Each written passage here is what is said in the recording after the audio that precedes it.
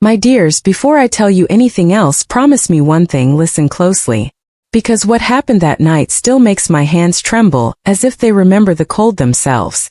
I had always believed that families break slowly, but mine shattered in one single moment when I heard my daughter-in-law's voice behind a half-closed door, whispering something that turned my legs weak. I didn't know she wanted me gone. I didn't know she had already taken steps. And I didn't know that the very next morning, she would freeze so hard her lips barely moved, as if she'd seen a ghost crawl out of the walls. But that is where this story begins, with a secret she thought I'd never hear. A secret that set everything on fire. I remember the night clearly. Rain tapped against my window in tiny, irritated fingers, and the house smelled of old wood and cold tea. I was walking past the upstairs hallway when I noticed a slit of light under the study door. An unusual thing for that hour. My son always slept by 10, but the light wasn't his shade. It flickered, more yellow than white, like the glow of a phone screen. And then I heard her voice, my daughter-in-law Clara. Sharp. Pressed. Angry. No, she doesn't respect me, and I'm done being polite. Her voice shook with agitation. Just do it tomorrow morning. I want her out. She needs to understand who runs this house now. I froze. My heart felt like it was being squeezed by icy fingers. For a moment, I wasn't sure if I was breathing. Was she talking about me? The rain grew louder, slapping against the roof as if urging me to leave, but I leaned closer. My breaths were shallow. Every bone in my body knew it was wrong to listen. But curiosity, fear, held me still. On the phone, she continued. If she loses her job, she'll finally learn some humility. She won't question me again. Just make sure it's done tomorrow. I don't care how. I stepped back. I think I whispered, "Oh dear God." But the words felt trapped in my throat. She wanted me fired. After all these years, after raising her husband, holding her babies, cooking for her, keeping quiet when she snapped at me in front of guests, smiling when she forgot my birthday every single year. She wanted to take the last piece of security I had. My job. My independence. My dignity. The hallway lights flickered, and for the first time in many years, I felt something old inside me wake up, something I thought age had mellowed. Fear. But also a strange clarity. I didn't confront her. Not yet. Not when I still didn't understand the why of it. So I stepped back into the shadowed hallway. My hands trembled. My heartbeat felt like it was echoing inside the empty rooms. The rain outside grew violent, and thunder cracked open the sky. And then, a creak behind me. Soft. Slow. Not the house settling, no, this was different. This was footsteps. Measured. Careful. As if someone was testing the floorboards. I snapped my head around, but the hallway was empty. Still I felt watched. I pressed my palm to my chest. You're imagining things, old woman, I whispered, though even my voice didn't believe it. Something lingered in the air. Something uneasy. A draft of cold wind, or maybe just dread, slid down my back. I hurried to my bedroom and closed the door. But I couldn't sleep. My mind replayed her words like a cruel lullaby. She needs to understand who runs this house. Why did she hate me so much? What had I done? I lay awake until the faintest gray light touched my curtains. And with that new morning came a decision. I would not break. I had survived harder winters, darker nights, deeper losses. But I wasn't prepared for what came next. The next day my old boss called me first thing in the morning. His voice sounded strange. Tired, disappointed. Mrs. Hale. I'm sorry. I truly am. But we've received a complaint. A serious one. My knees weakened. What complaint? I asked quietly. It came anonymously, but it accuses you of negligence. Said you were endangering clients. Said we needed to take action. I gripped my table. I felt the blood drain from my face. I knew exactly who sent it. Sir, I whispered, you know me. For 23 years. I do. He cut in, sadness in his tone. Which is why I'm asking you. Do you have any idea who would do this? I hesitated. I wasn't ready to expose my own daughter-in-law. I don't know, I said. He exhaled heavily. We're investigating. You're on temporary suspension for now. It felt like someone punched through my ribcage. After the call, I went downstairs. My legs were weak, but my resolve wasn't. Clara sat at the kitchen counter looking through her phone. When she saw me, she smiled. A slow, satisfied smile. "Oh, you're up early," she said. I stared at her. She didn't even hide the glint in her eye. She wanted me broken. She wanted me small. But before I could answer her, something happened that neither of us expected. A loud knock on the front door. Urgent. Hard. Repeated. Clara's eyebrows pinched. Who on earth is that? I didn't speak. I simply walked toward the door, my heart racing, not from fear, but from the strange tension in the air. I could feel Clara following behind me. When I opened the door, she gasped so loudly I felt it in my bones. She froze. Her lips parted. Her eyes widened. Her entire face drained of color. For a moment, she looked as if she saw someone she wasn't supposed to see. Someone she never thought would show up. Someone who knew something she prayed would stay buried. I whispered, "Clara, what's wrong? Do you know him?" She didn't answer. She couldn't. Her body was locked in place like ice. And that, my dears, was the moment I realized. She wasn't just cruel. She was scared. Terrified. Of what? I didn't know. But I was about to find out. Now, my loves, let me ask you something.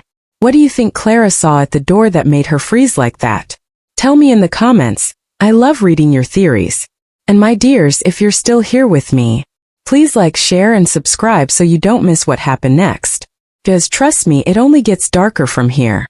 My dears, I wish you could have seen Clara's face. Not the anger she often wore. Not the smug tilt of her chin. No, this time there was something else, something raw and trembling, fear. A type of fear I had never seen in her eyes before, not even during the worst days. The man stood on our porch, drenched in rain, a long charcoal raincoat clinging to his frame. Water dripped from his sleeves and pooled on the wooden boards beneath his feet. The storm behind him rumbled like distant growls, and lightning flickered in the sky, illuminating his features for the briefest second. He wasn't old. Not young either. His face was tight with determination, eyes sharp, as if he had walked straight out of a memory someone tried to bury. "Good morning," he said. His voice was calm, but the kind of calm that hides storms beneath it. I swallowed. "Can I help you?" He looked past me directly at Clara. She took a step back. Her hand trembled so hard her phone nearly slipped from her fingers. "You," he said quietly. Just that. One word. But it carried weight. Heavy, loaded, familiar. Clara's lips quivered. What are you doing here?"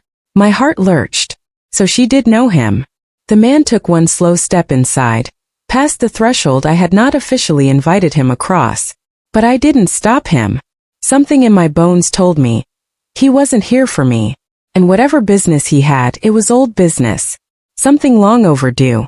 The air shifted. Even the house seemed to hold its breath. "Clara," he repeated, wiping rain from his brow. "We need to talk." "No," she whispered. "You can't be here. Not now." Lightning flashed again, giving the hallway a ghostly glow. The man's shadow stretched long and dark across the floorboards. Clara pressed herself against the wall as if shrinking away from him. "I tried to call," he said, voice low. "You changed your number." "Of course I did." He lifted his head, eyes narrowing. "Because you knew I'd find you." A shiver crept up my spine. I felt like a stranger in my own home. But I also felt responsible. This was my house. My son's house. My grandchildren's house. Whatever this man brought with him, it would affect all of us. I straightened my posture a little. "Sir, who are you to Clara?" He looked at me then.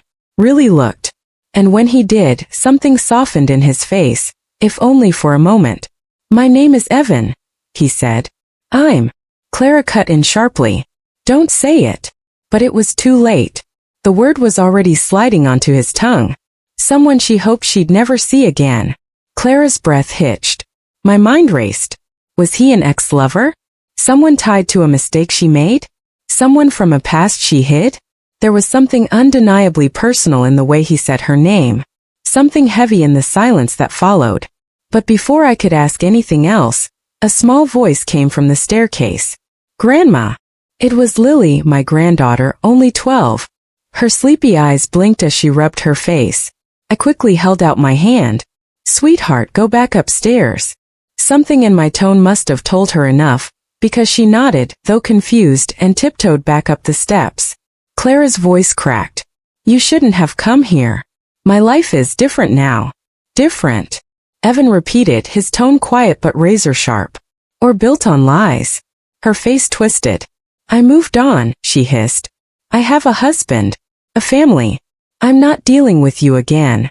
I felt the words like a slap, even though they weren't meant for me. Evan exhaled slowly. You moved on without cleaning up the mess behind you. Clara's eyes darted to me. Then to the kitchen. Then to anywhere except his face. You don't get to come here, she whispered, shaking her head. You don't get to bring this into my home. This isn't your home, Evan snapped. A chill ran through me. Not because of the volume, he didn't shout, but because of how painfully true the words felt. My next breath caught when he turned to me again. Mrs. Hale, I'm sorry you're caught in this. I didn't come to hurt anyone, but something belongs to me, and I'm here to take it back. Clara's knees buckled. She slid against the wall, landing on the floor with a soft thud, her hands gripping her hair. Please, she begged him, voice cracking. Please don't do this. Evan knelt down in front of her, not touching her, but too close for comfort.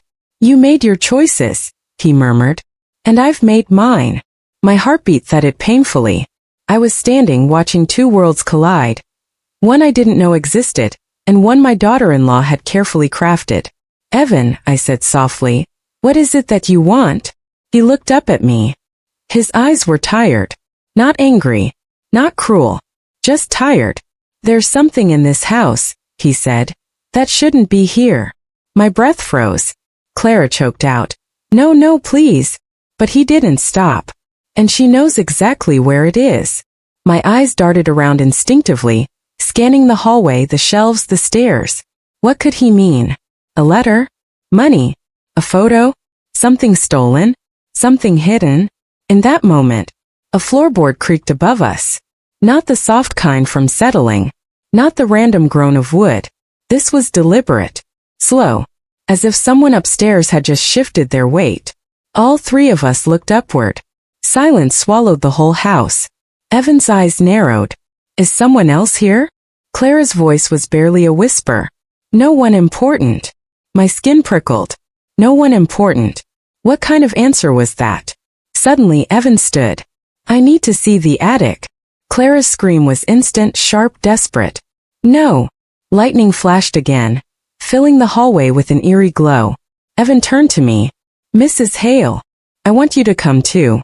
You need to see this. The house seemed to tighten around us. My breath trembled in my chest. The attic. I rarely went up there. It always felt too cold, too dark, too heavy with things long forgotten. And now this stranger wanted to lead me into it? My legs shook. What's in the attic? I asked quietly. Clara squeezed her eyes shut. Evan answered for her. The truth. My dears, I wish I could tell you I walked toward that attic with courage. But the truth is my hands shook so badly I had to hide them in the folds of my sweater. The house felt colder than usual, as if the walls themselves sensed what was coming. As if they were preparing, or warning. Evan stood at the foot of the staircase waiting for me. The rain behind him had quieted into a soft drizzle, but thunder still murmured like something restless in the distance. Clara sat on the floor, her back pressed against the wall, her breathing fast and uneven. I watched her. Her eyes wouldn't meet mine. Not once. Upstairs, Evan said, his voice steady. Now. I swallowed hard and nodded. The wooden staircase groaned under my first step. Not the familiar gentle creak of age, but a deeper groan, almost like a sigh. I tightened my grip on the banister. The air grew colder with every step upward, and something inside me whispered, you shouldn't go there. Some truths don't like being woken. But another voice inside me, older, stronger, answered, you've lived too long in shadows. It's time you see what's been hidden from you. Behind me, Clara scrambled to her feet. Please, she begged Evan, don't drag her into this. She has nothing to do with it. He didn't look back. She has everything to do with it now. My heart clenched. What did he mean? At the top of the stairs, the hallway felt different. Still. Too still. As if the air was holding itself tightly, afraid to move. The attic door loomed at the far end, White paint chipped, handle rusted slightly, the kind of door you'd swear sighs at night when the wind is strong. I reached it first. My fingers brushed the handle and something cold, unnaturally cold, slipped through my bones. I stiffened. Evan noticed. "Are you all right?" I forced a shaky smile. Old bones, old fears. But he wasn't convinced. Behind us, Clara whispered. "Please don't open it. Please, Evan, I'm begging you." He ignored her and gently placed his hand over mine, pushing down.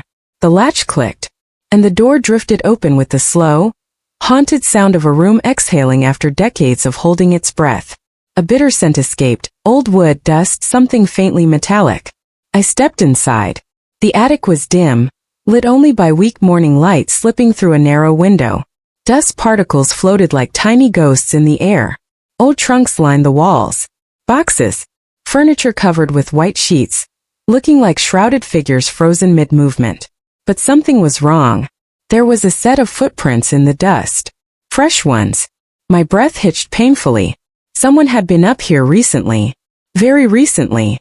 I turned to Evan, expecting him to be as shocked as I was, but instead, I found recognition in his eyes. As if he'd anticipated this. As if the footprints merely confirmed what he'd known all along. Clara, however, her face crumpled the moment she saw them. "No, no, no, no," she whispered, clutching her head. "Why is this happening again? Why won't it stop? Again?" The word struck me. I stepped toward the footprints. They led deeper into the attic, curving around a stack of old chairs before stopping abruptly near an antique cedar trunk I hadn't opened in years. A trunk that belonged to my late husband. My breath froze. Evan looked at the trunk, then at Clara. "Open it." Her knees buckled again. "I can't." "I wasn't asking," he said coldly. He moved forward and knelt, brushing his fingers across the old brass latch. The moment he touched it, a faint click echoed through the attic. It wasn't locked. He lifted the lid. The hinges groaned, revealing not clothes, not letters, not keepsakes, but a small metal box. Black, heavy, old, with a number scratched onto the top, 47B. My heart thudded. I recognized that box. Not by sight, but by memory. A memory so faint I'd almost forgotten it. My husband had once told me, "If anything ever happens to me, don't touch the black box. Not unless you're ready." At the time, I thought he meant financial paperwork or old documents. Nothing sinister. Nothing dangerous. But seeing it now, in this moment, in this light, it felt darker. Heavier. Like it carried a story dripping with secrets. Evan reached for it. Clara screamed, "Don't touch that." He stopped, looking at her sharply. "So you did know it was here?" "I told you," she sobbed. "I told you I didn't hide it." "He did. I had nothing to do with that part." "That part," I whispered. She went silent. My fingers shook violently. "Clara, what's in that box?" She stared at me, tears streaking her face. "I never wanted you to see this. I swear on my children, I never wanted you involved." "But you involved me," I said softly. "The moment you tried to ruin my life." She flinched as if struck. Silence clung to the air. Then Evan lifted the box out of the trunk. The metal scraped loudly against the wood, echoing through the attic like a warning bell. He set it on the floor. And the moment it touched the ground, the house shivered. I felt it. A tremor. Soft but real. Evan's eyes widened. He pressed his palm against the lid. Clara covered her mouth, muffling a sob. "Mrs. Hale," Evan said, voice low. "Before I open this, I need to tell you something." I felt the attic press in around me. The smell of dust and cold metal filled my lungs. He hesitated. Then he said, "This box isn't just connected to Clara's past." He looked straight into my eyes. "It's connected to your husband." My world tilted. For a moment I thought the floor swayed beneath me. "My husband," I whispered. Evan nodded. "And to something he did before you ever met him." I staggered back a step. My husband, the man I had loved for decades, the father of my son, had secrets this deep? Secrets someone was still chasing? The metal box seemed to hum with tension. Rain tapped against the attic window. A low gust of wind whispered through the cracks. Evan placed both hands on the lid. Clara screamed again. "Don't open it." She's not ready. But Evan shook his head. She needs to know. He lifted the lid. And inside, my dears, what I saw made my knees give out. I fell to the floor, hand over my mouth, heart crashing hard against my ribs. Because inside that little metal box was something that changed every memory I had of my husband. Every belief. Every truth. Every piece of my life. Everything shattered. My dears, even now retelling this part makes my throat close. When Evan lifted the lid of that black metal box, the attic seemed to shrink around me, like the very air recoiled from what lay inside. At first, I didn't understand what I was seeing. It wasn't money. It wasn't jewelry. It wasn't old documents tied with string. No. Inside that box was a small leather notebook, cracked along the edges, the kind that looks soft from being touched too many times. Beneath it lay several photographs, yellowed and curled as if time itself feared to touch them.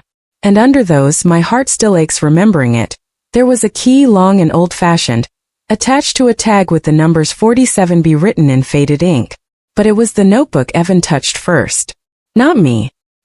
He opened it gently, as if handling something sacred or cursed. And the moment I saw the handwriting, my breath died. It was my husband's. His looping, careful penmanship. The shape of the letters. The slant. The way he made his R's and T's. There was no mistaking it.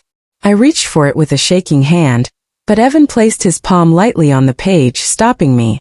"Mrs. Hale," he said softly, "some of these entries might hurt you." I looked at him through burning eyes. "I'm old, Evan. I've lived through wars, winters, and funerals. I can survive the truth." He hesitated, then handed the notebook over. The first page felt heavier than paper had any right to feel. And when I read the date on top of the first entry, something in my heart splintered. March 12, 1974, before I met her. Before me. Before our family. My eyes drifted lower. If anything happens, if they find me, the truth will die unless someone keeps record of it. My hands trembled so violently I almost dropped the notebook. Clara sucked in a sharp breath behind me. Evan knelt beside me, pointing at a name written halfway down the page. Evan Parker. My head snapped toward him. "Yes," he said quietly. "That's me." "And my husband," I whispered. "He wrote about you?" He nodded. "Keep reading." My eyes scanned lower. "The boy doesn't know what the men want from him. He thinks it's work. But it's not work. It's the key. The key. The one sitting in the metal box." My vision blurred. Another line. "I promised the boy I'd protect him. I promised his mother too." I clutched the notebook to my chest. My husband had made promises to a boy I'd never known? Had protected someone from men who wanted something from him? What key? I asked, voice barely a whisper. "Why is it marked 47B? Evan stared at the key for a long moment, his jaw tightening. "It's for a storage locker. A very old one. One I haven't opened since I was a child." I blinked at him. "Why would my husband have your key?" "Because," Evan said slowly, "someone was after me. After what my mother hid. And he was the only person who took us in." The attic felt colder. My husband had hidden a child? Protected him? From who? I turned to Clara. Her knees were pulled to her chest now. Her eyes red. Her breathing shallow. She wouldn't look at me. "Clara," I said softly, "how do you fit into this?" She pressed her palms to her forehead. "I didn't know. I didn't know all of it. I swear. I only found the box years ago, after your husband died." I recognized Evan's name. I recognized the handwriting. And I panicked. "Why?" I demanded, emotions rising. "Why would this make you panic?" Evan's gaze hardened. "Tell her." "I can't," she cried. "She'll hate me." "I won't," I whispered, though fear was clawing at my insides. "Tell me." Clara looked at Evan, then at me, then back at the floor. "I met Evan years before I ever met your son."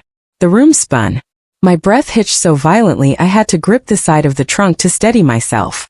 "You knew him." She nodded, tears spilling. "We were both young. Both scared. Both caught up in something we didn't understand. Something dangerous. His mother had died. The men looking for him, they didn't stop. And I helped hide him. For a while." Evan nodded, confirming it. She continued, voice trembling. But then I left. I changed my name. I started over. I didn't want that life touching my new one. I wanted safety, stability, a real family.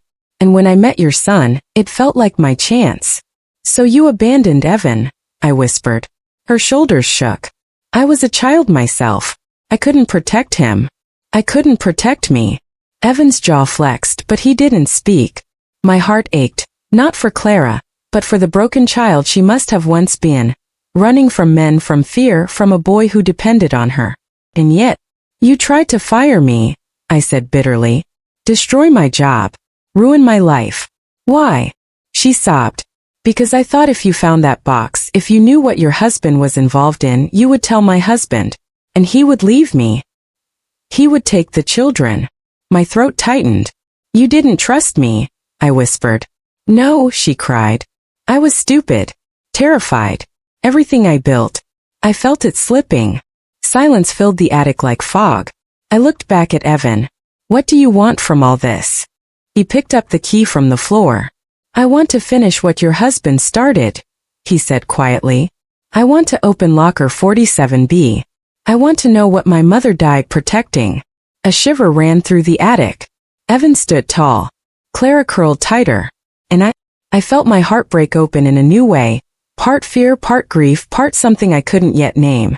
Because as I held my husband's notebook, I realized there were whole pieces of him, entire years he had kept hidden from me. And now they were resurfacing. Alive. Cold. Demanding. Evan extended the key. Mrs. Hale, he said. Your husband trusted you more than anyone. His notes, his warnings, they're all for you. I need you with me. My breath caught. You want me to go with you?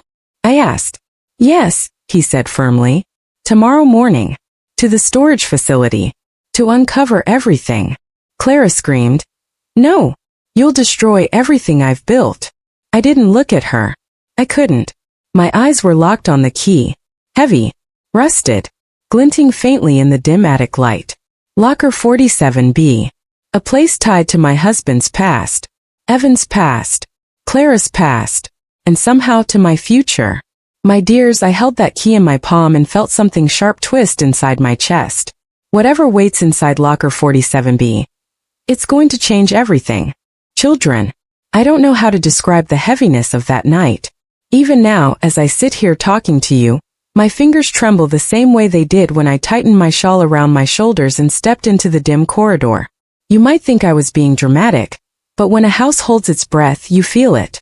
The walls stop settling. The doors stop creaking. The shadows stop swaying. Everything just waits. And that night so did I. Because I knew. I finally knew. That something was about to break. I just didn't know whether it would be me, the house, or my daughter-in-law. But listen closely, because this is where her pride, her schemes, her arrogance began unraveling right in front of me. I swear on the old photographs in my drawer. The house didn't sound normal. It was too quiet, too still. Even the clock in the living room ticked in a softer, slower rhythm like it was listening. I walked toward the sound of faint rummaging, sharp enough to sting my nerves, soft enough to feel sneaky. The door to the attic was open. A soft light flickered inside. And a shadow, a woman's shadow, bent over the old chest. My heart thudded. My breath stopped. Because I knew that silhouette. That tense posture. That clenched jaw. It was her. My daughter-in-law. Rummaging through the very chest she once mocked. Children, do you remember what I kept in that chest? My husband's uniform, my old journals. Family letters, memories I guarded like gold. Why was she touching it? What was she looking for? What did she expect to find? I stepped closer, my shoes silent on the old, cracked attic floor. And then, I heard it. A whisper. Clear as day. Sharp as ice. Not her voice. Not mine. A whisper that said, not yours. I froze. She froze. Time froze. Who's there? She snapped, looking over her shoulder with a pale face. But I knew she hadn't heard me enter. That whisper wasn't mine. I didn't respond. Not yet. Because something about her expression told me she wasn't here to confess or apologize. She was here to cover her tracks. When she finally noticed me standing in the doorway, she jolted like she'd been struck. Why are you spying on me? She hissed. her voice shaky but angry enough to hide it. Spying, I whispered back. This is my attic. My home. My memories. What are you doing in here? She slammed the chest shut with both hands, dust rising in the air like smoke. You think you can twist my husband against me? You think you can get sympathy by acting weak? She snapped, voice rising dangerously. You caused all this. And now I'm going to fix it. Children, the way she said fix it chilled my bones. I stepped forward slowly, my voice barely a breath. Fix what? Her eyes darted to the corner of the attic. The same corner where I once saw a shadow move on its own. The same corner where footsteps often paused. The same corner that felt colder than the rest of the room. She didn't answer. Instead, she reached behind the chest and pulled out my journal. My private journal. The one missing since the night she ordered my firing. The one containing secrets about my husband, my childhood, my fears, everything. Things no one else had the right to read. My knees nearly gave way. You took that, I whispered, unable to hide the betrayal in my voice. She didn't deny it. Of course she didn't. She opened the journal to a bookmarked page and shoved it toward my face. You wrote about me, she hissed. About how I treat you. About how I behave with your son. You think I wouldn't find it? My voice cracked. That journal is where I release my pain. Not a weapon against you. But she didn't care. This woman. This girl who wanted my respect by force. She was shaking now. Not out of guilt. Out of fear. Her voice trembled. Someone put it there. It wasn't me. I didn't bookmark it. I didn't open it to this page. I swear on. She stopped. Her breath caught in her throat. Because behind her the attic floor creaked. Once. Twice. Slow. Heavy. Like footsteps. She spun around. But there was no one there. Only the cold corner. The one that always feels like it's watching. Her lips quivered. What is that? Children, I wanted to tell her the truth. That ever since my husband passed, this house had changed. That whispers came from rooms no one entered. That shadows moved even when I closed my eyes. That someone or something never approved of lies. But before I could speak, she did something unexpected. She broke. I didn't want you fired, she cried suddenly, choking on her own breath. I just wanted him to respect me more than you. I wanted to feel like I mattered. Her voice bounced off the walls in a desperate echo. I thought if you were gone for a few days, he'd miss me. He'd notice everything I do. He'd stop comparing me to you. She pressed the back of her hand to her mouth, tears finally spilling. But after you left, he asked about you every single hour. He called your work. He panicked. He said he couldn't breathe without knowing you were safe. She sobbed harder. And suddenly, I wasn't the center of anything anymore. I wasn't loved the way I thought. I wasn't needed. And I hated you for that. Children. Her words were sharp. But her pain was real. I walked closer, slowly, gently, because even if she wronged me, she was still the mother of my grandchildren. I placed a trembling hand on her shaking shoulder. My child, I whispered. Your worth is not measured by comparison. Love is not earned through force. And respect cannot be taken. It can only be given. She cried harder, clutching my journal like a lifeline. Just then, the attic light flickered. A cold breeze swept through the room, lifting the pages of my journal as if invisible fingers were flipping them. Her tears stopped mid-fall. Her chest heaved. Her eyes widened. We both heard it. A whisper close to her ear. Tell the truth. She screamed.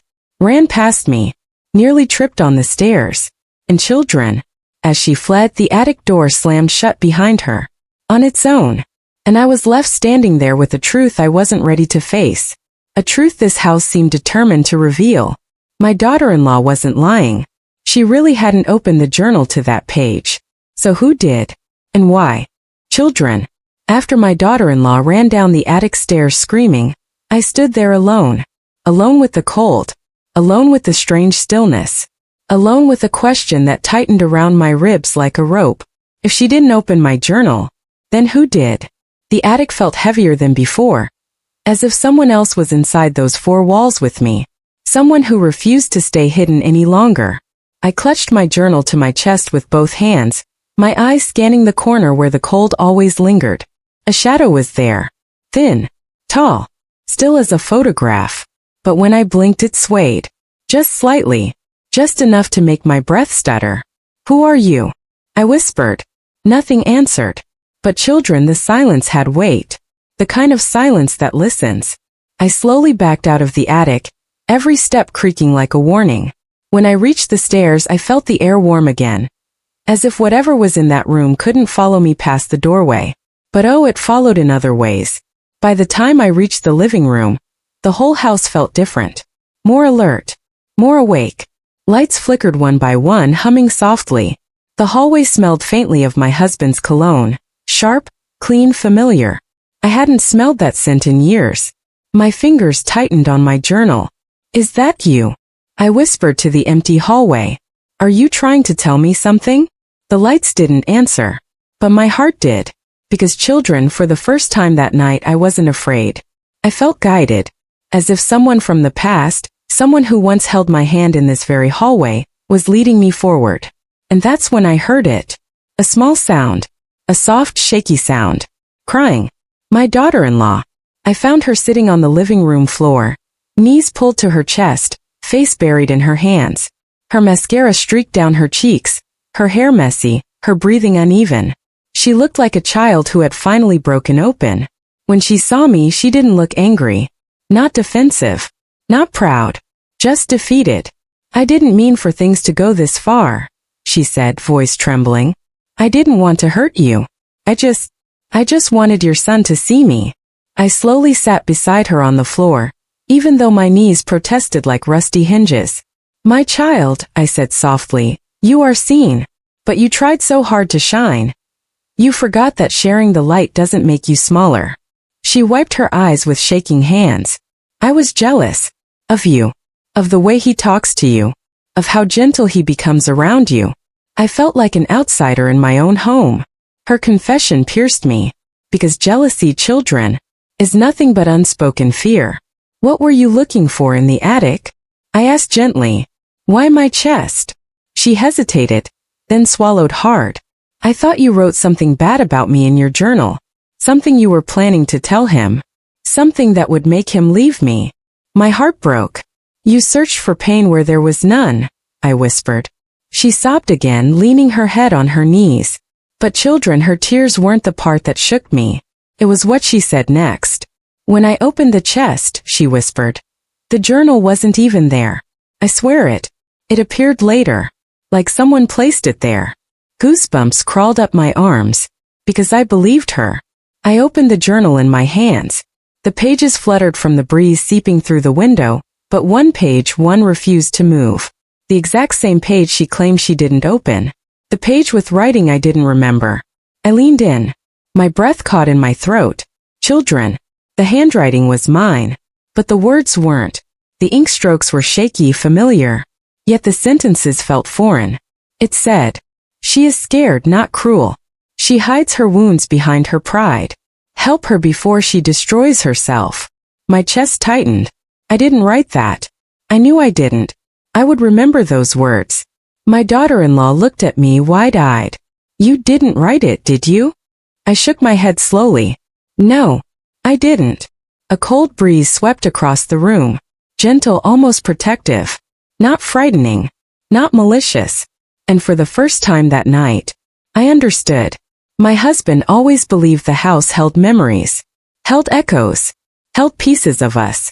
Maybe he was right. She reached for my hand. Hesitant, fragile. Like a child reaching through darkness for something solid. "I'm sorry," she whispered, voice cracking. "I'm so sorry for hurting you. For disrespecting you. For trying to push you away." Her head dropped onto my shoulder, trembling. "And I'm scared.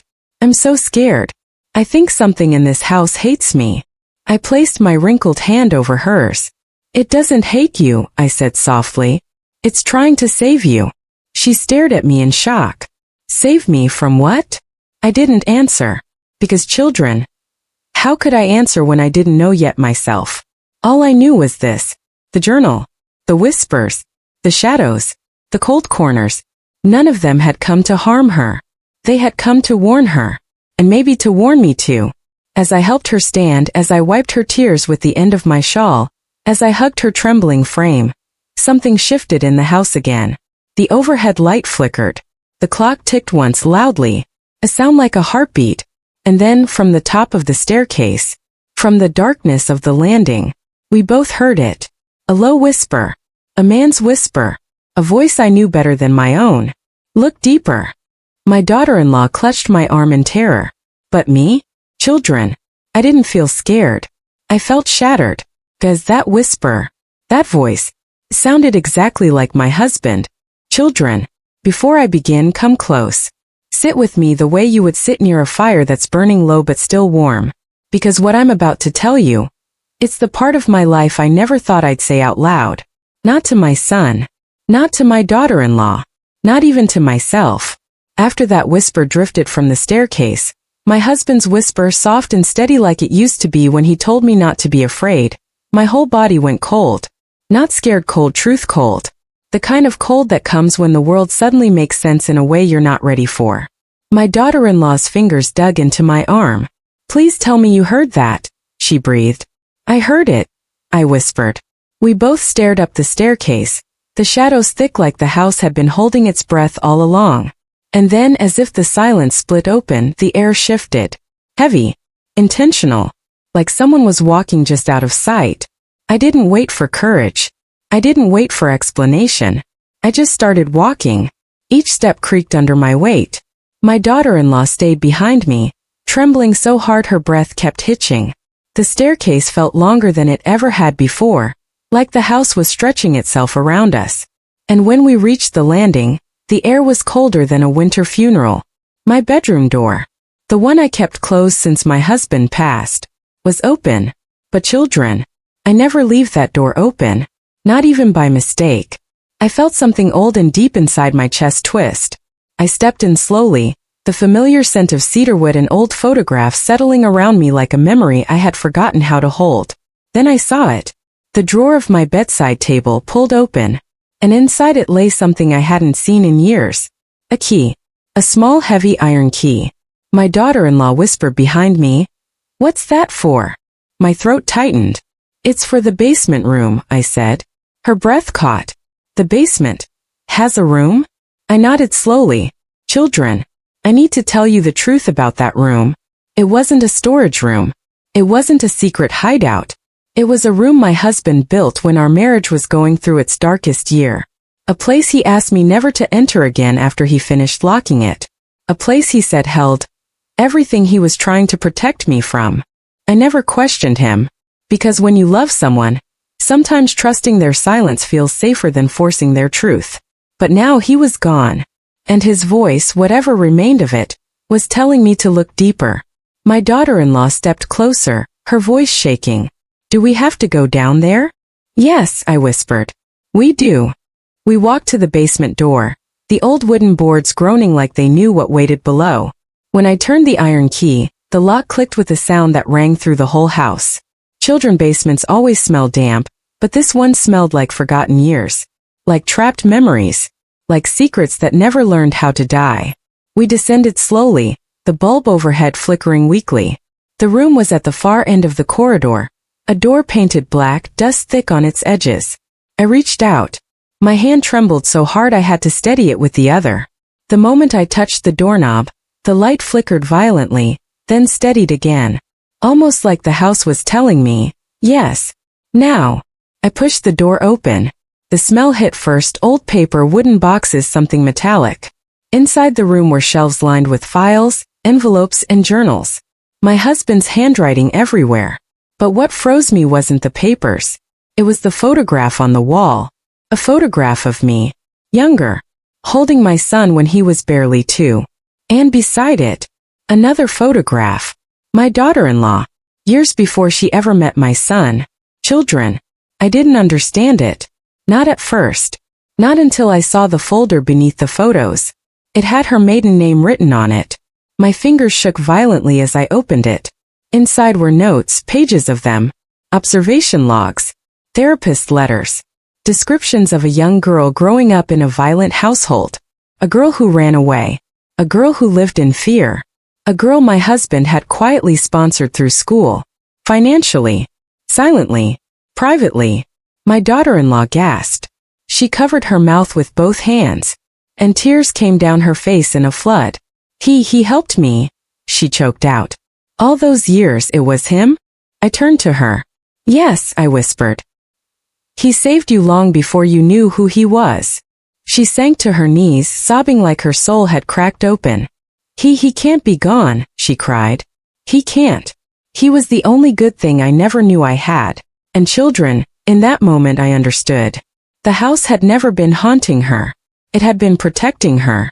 It had been pushing her toward truth, not fear. The whispers weren't threats. They were warnings. Because my husband, even in death, was still trying to save her. Still trying to save us. I knelt beside her and pulled her into my arms, her tears soaking into my shawl. I cried too, quietly, because grief doesn't soften just because you finally understand it. Understanding only makes it sharper. Then from the corner of the room, the air shifted again. A soft breeze. A warmth. A presence. Both of us lifted our heads at the same time. And children, we saw it. For the briefest heartbeat. A figure standing near the shelf. Tall. Familiar. Outlined in a faint, gentle glow. My husband. Not fully there. Not flesh. Not shadow. Just a memory shaped like a man. My daughter-in-law stopped crying. I stopped breathing. He didn't speak. He didn't need to. He simply lifted his head slightly, like he was nodding, before fading into the air as softly as a sigh. My daughter-in-law whispered, "He forgave me," and I whispered back, "He never blamed you." We closed the room together, locking nothing inside this time, because the truth was no longer something to bury. The truth had finally set all of us free. When we came upstairs, the house felt warm again, alive in a different way. Not haunted, just whole. My daughter-in-law took my hand gently. "I don't want respect anymore," she said softly. "I want a real relationship. With you. And with him wherever he is." I squeezed her hand. "Then that's what we'll build," I whispered. "Children." In the end, it wasn't the shadows or whispers or cold corners that changed us. It was the truth my husband left behind. A truth strong enough to break pride, heal wounds, and stitch together a family that had nearly torn itself apart. And that, my dears, is how one whisper saved us all.